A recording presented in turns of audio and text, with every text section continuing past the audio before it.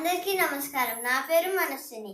ఈరోజు నేను స్టోరీ 2 మేడ మీద పంట చదవబోతున్నాను. మేడ మీద పంట. ప్రతిరోజు మనం శుభ్రమైన పండ్లు, కూరగాయలు తింటే ఆరోగ్యంగా ఉంటాం.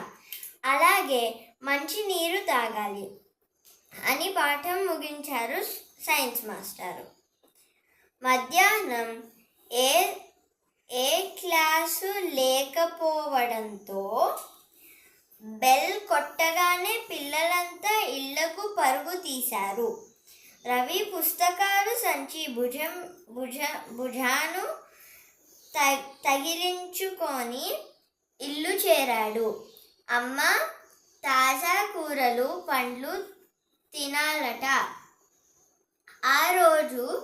ఈరోజు పాఠంలో చెప్పారు అన్నాడు. మనం ఎప్పుడూ అలాంటివే తింటున్నాం. మీ నాన్నగారు అవే తెస్తున్నారు కూడా అంది సుమతి. సుమతి కుటుంబం విశాఖపట్నంలో ఉంటుంది. ఒరే రవి, బాగున్నావా? పలకరించాడు అప్పుడే వచ్చిన రాఘవయ్య. హాయ్ తాతయ్య అన్నాడు రవి. మావయ్య గారు, ఇదేనా రావడం అంది సుమతి. అవునమ్మా, భోజనం చేసి బయలుదేరాను అంటూ తాను తెచ్చిన కూరగాయలు, పండ్లు సంచి చేతికి అందించాడు. ఎందుకు మావయ్య ఇవన్నీ? ఇక్కడ దొరుకుతున్నాయిగా అంది సుమతి. ఇక్కడివా రసాయనాల్లో ముంచిన కూరలు, రంగులేసిన పండ్లు. నేను తెచ్చినవి మన పొలంలో ఎరువులు లేకుండా పండించినవమ్మా అన్నాడు. అదేంటి తాతయ్య, ఇక్కడ కొనే కూరలు మంచివి కావా అని అనుమానంగా అడిగాడు రవి. కాదురా మనవడా, 3 నెలల్లో కాయాల్సిన పంటను నెల రోజుల్లో పండించడానికి రకరకాల విష రసాయనాలు వాడుతున్నారు. పండ్లకు ఇంజెక్షన్లు చేస్తున్నారు. వాటి వల్ల క్యాన్సర్లు, కిడ్నీ లివర్ వ్యాధులు వస్తున్నాయి అన్నాడు రాఘవయ్య. తాతయ్య, నువ్వేమీ చదువుకోలేదు కదా, ఇవన్నీ నీకెలా తెలుసు అన్నాడు రవి. తాతయ్య చదువుకోలేదని నీకెవరు చెప్పారు?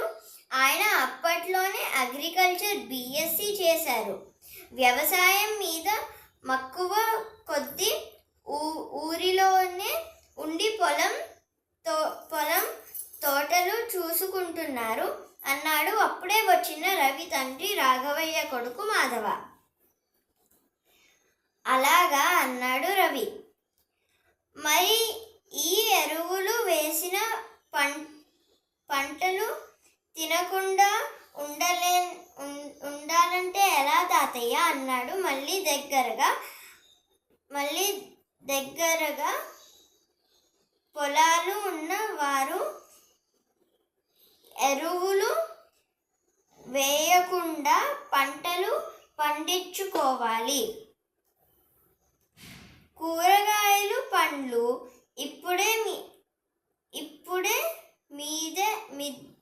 మిద్దె పంటలుగా పండించుకుంటున్నారు. పెరట్లో కూడా మొక్కలు వేసుకుంటే అందం, ఆరోగ్యం తెలుసా అన్నాడు రాఘవయ్య. ఈరోజు మా సైన్స్ మాస్టారు కూడా అదే చెప్పారు తాతయ్య అన్నాడు రవి. అవును రవి, ఇప్పుడే మిద్దె మీద అరుదుగా దొరికే అంజీరా, డ్రాగన్ ఫ్రూట్ కూడా పండిస్తున్నారు తెలుసా. పైగా ఈ పంటల్లో మనం మట్టి, ఇసుక, కొబ్బరి పీచు, వానపాములు ఎరువు, వేప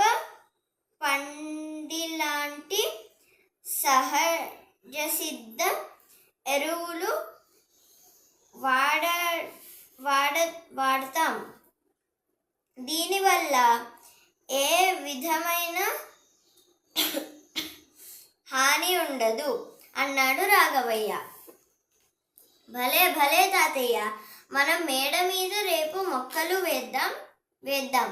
నాన్న, మీ ఆఫీసులో బయట పడేసిన రంగు డబ్బాలు తెప్పించండి అన్నాడు రవి. సరే రవి, నేను మన ఊరు నుంచి మంచి మట్టి మొక్కలు, విత్తనాలు, సేంద్రియ ఎరువులు తెప్పిస్తాను అంటూ ఫోన్ చేశాడు తాతయ్య. మరుసటి రోజు మాధవ డబ్బాలు తీసుకురావడం ఆదివారం కావడంతో రవి స్నేహితులు శ్రీజ, వేణు, మాధవ్ వచ్చారు. ట్రాక్టర్లో మట్టి మొక్కలు కూడా వచ్చాయి. అంతా టిఫిన్లు చేసి మేడ మీదకు చేరారు. ఏ మొక్క ఎక్కడ వెయ్యాలో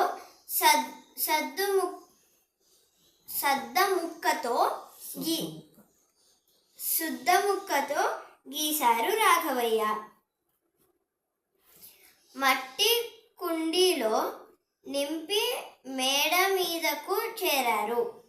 రాఘవయ్య ఒక్కొక్కటి వివరిస్తూ, ఇది 7 ఆకుల బెండ విత్తనం. 7 ఆకులు రాగానే మొగ్గ వేసి పువ్వై కాయలు కాస్తుంది అని చెబుతూ విత్తనాలు నాటించారు. సుమతి అందరికీ మిఠాయిలు తెచ్చింది. కొంతసేపటికి కుండీలో అన్నీ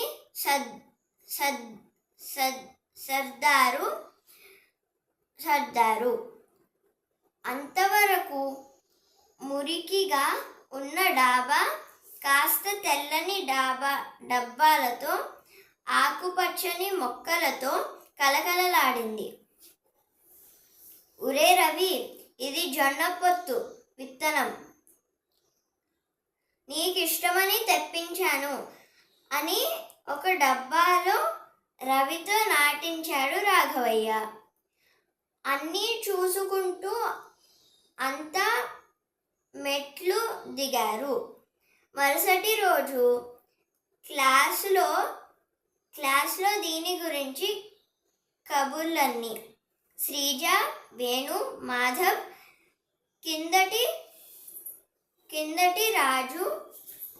కిందటి రోజు రవి ఇంట్లో వేసిన మొక్కలు గురించి అందరికీ చెప్పారు.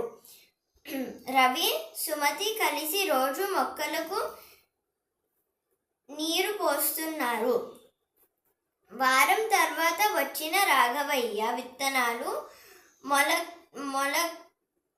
మొలకెత్తడం చూసి చాలా సంతోషించారు. ఒక కుండీలో వచ్చిన కొత్తిమీర కోసి రసంలో వేసింది సుమతి. మన ఇంట్లో పండినవి అంటే ఎంతో ఆనందం అమ్మా అన్నారు రాఘవయ్య. 3 నెలలు తిరగకుండానే మొక్కలన్నీ ఎదిగి కాయలు, పండ్లు కాశాయి. ఒకవైపు వంకాయలు, బెండకాయలు, పాదుగా పాకిన దొండ, కిందకు వేలాడుతున్న బీర, ఇక ఆకుకూరలు సంగతి సరే. తోటకూర, గోంగూర, బచ్చలి గుబురుగా పెరిగాయి. రోజు కావాల్సినవి ఉదయాన్నే కోసి వండుతుంది సుమతి. చుట్టుపక్కల ఇల్లు వాళ్ళు, తోటి స్నేహితులు వచ్చి చూడడంతో ఇకింత ఆనందం పడ్డాడు రవి.